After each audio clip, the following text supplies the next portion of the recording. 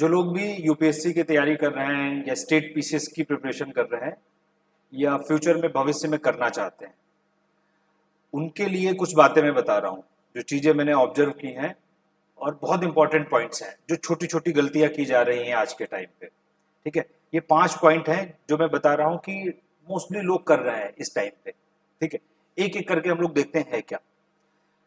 Number 1, पहला, और पहला ये वाली तो बहुत बड़ी प्रॉब्लम आ गई है ये।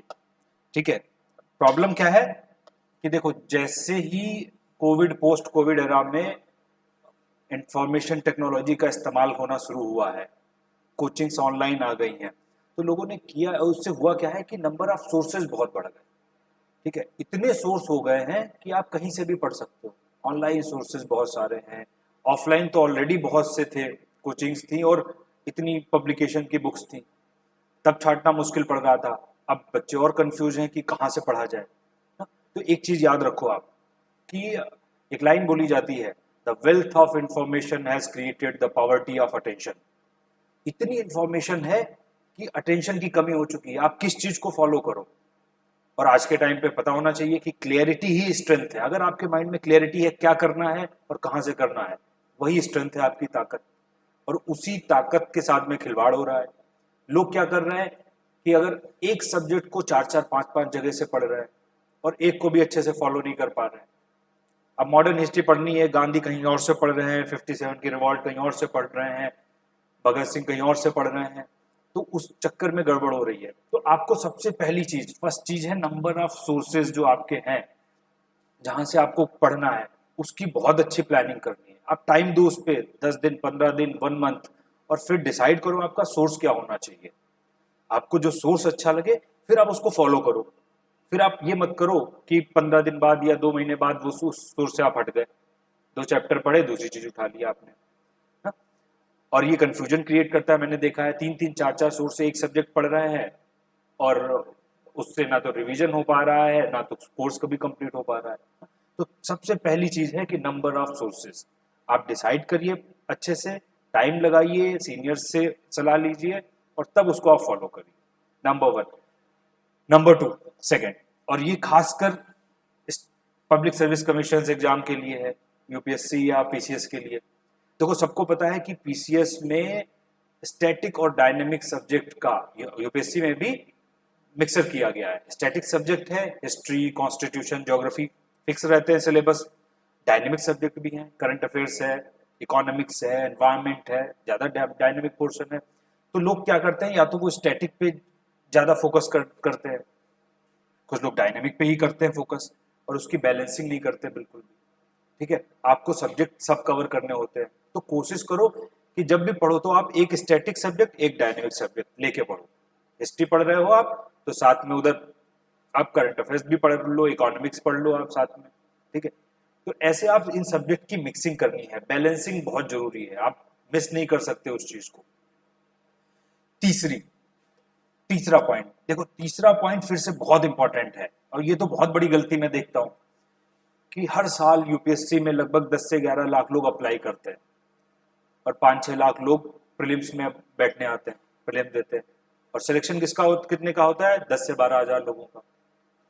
मतलब मोस्टली लोग प्रीलिम्स में ही बाहर हो जाते हैं। फिर 10,000 लोग मेंस देते हैं और उस मेंस के बाद में उसमें 2-2.5 से 3 हजार लोग क्वालिफाई करते हैं, फिर इंटरव्यू होता है।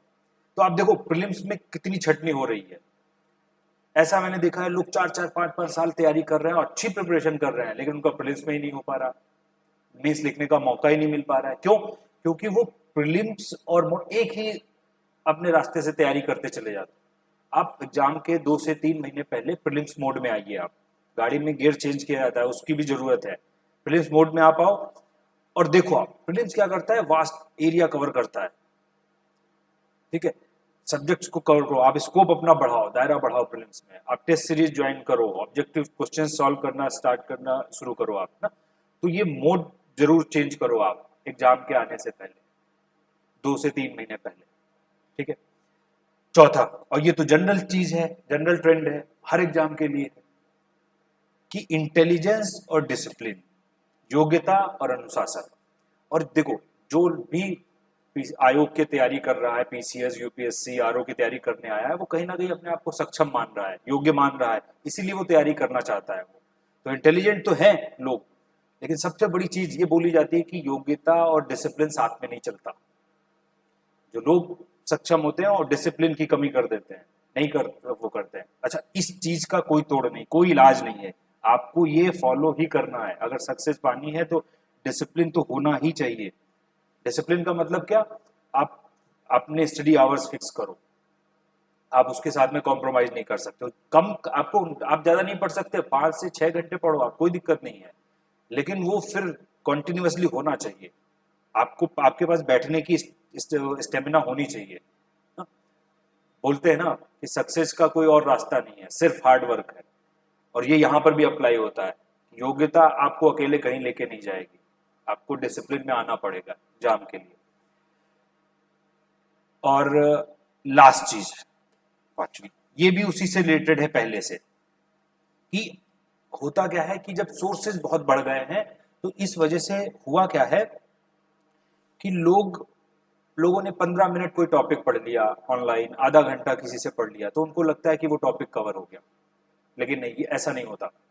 आपको इन डेप्थ एनालिसिस करनी पड़ेगी, स्टैंडर्ड बुक्स पढ़नी पड़ेंगी। ठीक है, जैसे जो स्टैंड अप कॉमेडी होती है वैसे आप स्टैंड अप जीएस नहीं पढ़ सकते या स्टैंड अप एजुकेशन नहीं कर सकते कि वहां पर यूट्यूब पे खड़ा होकर कोई आधे घंटे पढ़ा दो, आप समझ लो आपका सब्जेक्ट तैयार हो रहा है। कभी नहीं होता वो। आपको स्टैंडर्ड बुक्स पढ़नी पड़ेंगी, प्रॉपर ट्रेडिशनल वे में तैयारी करनी पड़ेगी। जो आप मॉडर्न वे है ये आपकी हेल्प करेगा, रिवीजन में हेल्प करेगा, हर चीज होगी, लेकिन आपको ट्रेडिशनल मोड नहीं छोड़ना है, उससे आपको तैयारी करनी पड़ेगी। आप कंपटीशन देखो कि एक वैकेंसी के लिए कितने लोग एप्लीकेंट होते हैं ना, तो आप उस चीज को छोड़ नहीं सकते। एनालिसिस करिए आप, और ये स्टैंड अप एजुकेशन वाला कॉन्सेप्ट छोड़िए, ये रिवीजन के लिए अच्छा है, एग्जाम्स के 5-7 दिन पहले के लिए अच्छा है बस। ठीक है, आप फॉलो करिए उसको। अच्छा, इसी चीज में मैं एक चीज और बता रहा हूँ, देखो ये तो मेन 5 पॉइंट हो गए, और ये तो हर जगह अप्लाई होते हैं, हर एजुकेशन में अप्लाई ही होने हैं ये चीज। इसको छोड़कर भाई कुछ चीजें बोली जाती हैं, बहुत क्लीशे चीजें हैं, बार बार बोली जाती है कि भाई आप प्रैक्टिस करते रहिए, टेस्ट सीरीज ज्वाइन करो, करते रहिए, डिस्ट्रैक्शन का कम करो लाइफ से, और सबसे इंपॉर्टेंट है कि भाई फोन का या सोशल मीडिया का डिस्ट्रैक्शन खत्म करो आप। सोशल, पुराने टाइम में सबने कहानी सुनी होगी या सुना होगा कि जब कोई ऋषि या कोई वो अपनी तपस्या करने लगता था, तो इंद्र क्या करते थे, अप्सराओं को भेज देते थे, मेनका को भेज देते थे, डिस्ट्रैक्ट हो वो इंसान। आज के टाइम पे वो मेनका फोन है या सोशल मीडिया है। तो आप अगर उस डिस्ट्रैक्शन को नहीं खत्म कर पाओगे तो फिर ये सब चीजें बेकार हो जाएंगी। उसको कहीं ना कहीं कम करना पड़ेगा, और डिसिप्लिन में आके तैयारी करनी पड़ेगी, प्रॉपर टाइम देके। ठीक है, थैंक यू।